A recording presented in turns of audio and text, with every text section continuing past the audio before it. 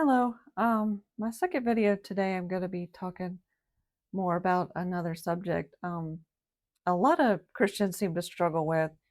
Um, so I just thought I'd talk about it a little bit myself. Um, I'll just go ahead and say I do feel like I'm still learning and I have limited understanding about this. Excuse me, specifically, but I hear this a lot, so I just find it interesting to talk about. I'll hear a lot of people say, maybe more people that aren't Christian, but they'll say, if God is so great and perfect and wonderful, why does evil exist? And why did God create evil, or however you want to say it? You know, basically, why does evil exist? And the simplest way I look at it is evil exists, or bad times, or whatever you want to say, because it teaches us things that only it can teach us, unfortunately. I mean, I know nobody wants to think that humans are just really difficult, um, but human beings are, to me, I've met so many people and I look at myself and I'm just like, we are very hard to please. We're hard to um, we have a hard time learning things. Uh, I've I've myself have analyzed, like, when I learn things and when I don't, and you know, if you've ever heard somebody say to you, excuse me, like your parents say to you, well, you wouldn't, they raise their voice at you or something like that, and they say to you, well, you weren't going to listen to me any other way. Well, you want to sit there and think, well, no, that's not true. If you had told me nicely, I would have learned, or I would have heard it if you told me nicely. Well, that's just not true. I've spent enough time analyzing myself and people around me to see that, like, half the time we just don't listen to things that are said to us nicely. Um, don't get me wrong, that can go back into the way we were raised, maybe. But even if you want to go back to that, humans are raising humans. Okay, so we're basically continuing to raise more people that are stubborn and can't learn, unless they go through things the hard way. Um, sometimes you just don't understand when somebody says, "Don't touch the hot stove." It's like your mind is literally thinking, well, what could be wrong with touching a hot stove, because you don't even know what a stove is. So, um, and I could go into that a lot. The way humans learn is very difficult.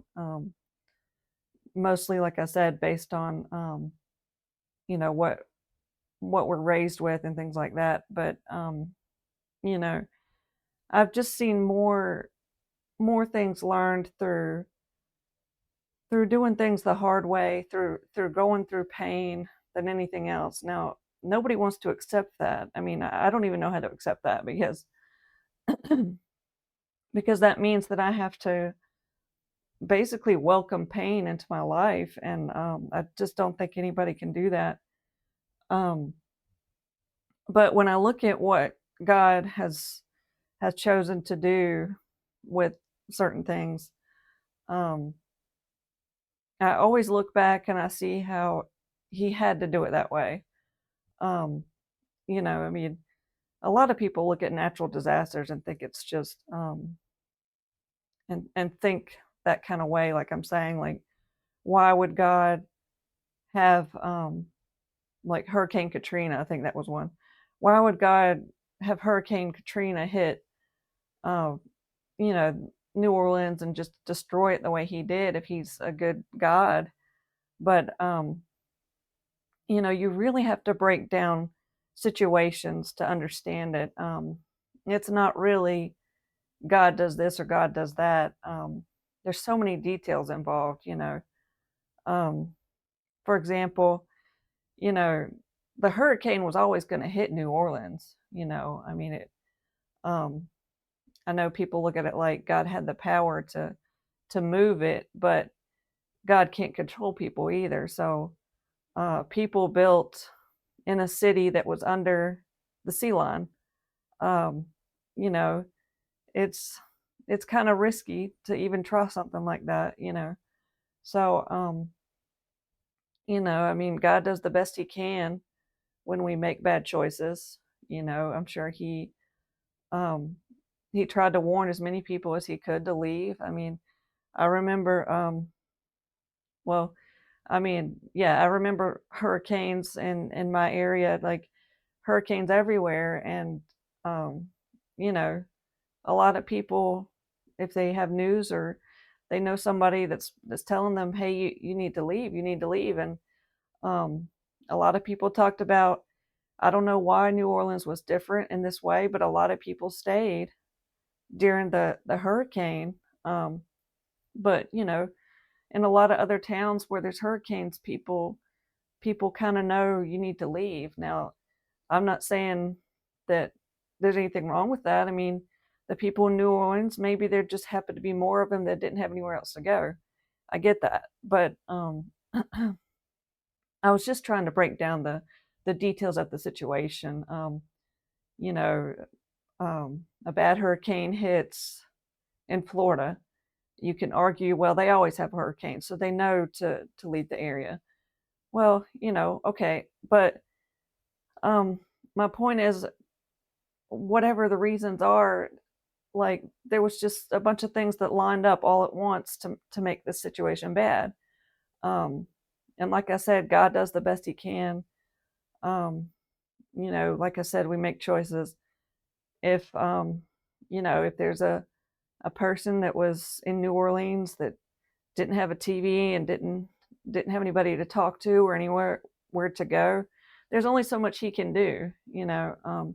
We want to believe that God can just uh, do things supernaturally. He can, I guess, tell somebody to come get another person, and it's just endless um, possibilities of what God can do, but that's not really true.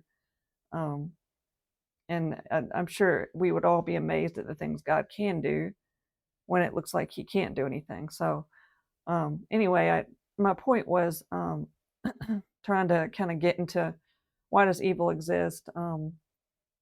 Even though I think that this way, like I kind of try to understand why God has evil in the world and stuff like that. I mean, I still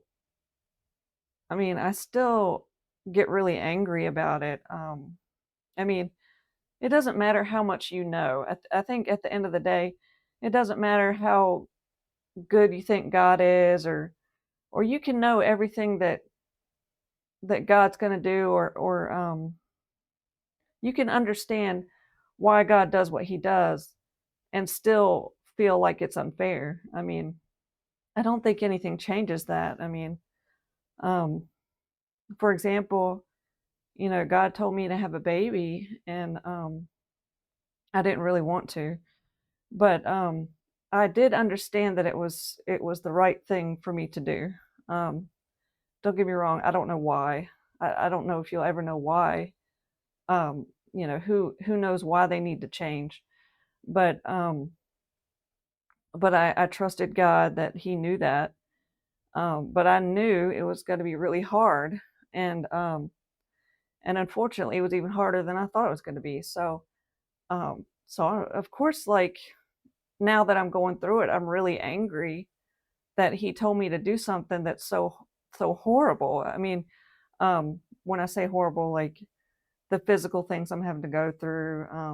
I'm having headaches every day, for example. I mean, this is something I've never had to deal with before. So, um, you know, there's probably another aspect of like, why does God tell you to do something that like He knows is just gonna send you through hell? Like, um, And it still kind of goes into the same thing, like God knows you need to change, but it could still make you really mad.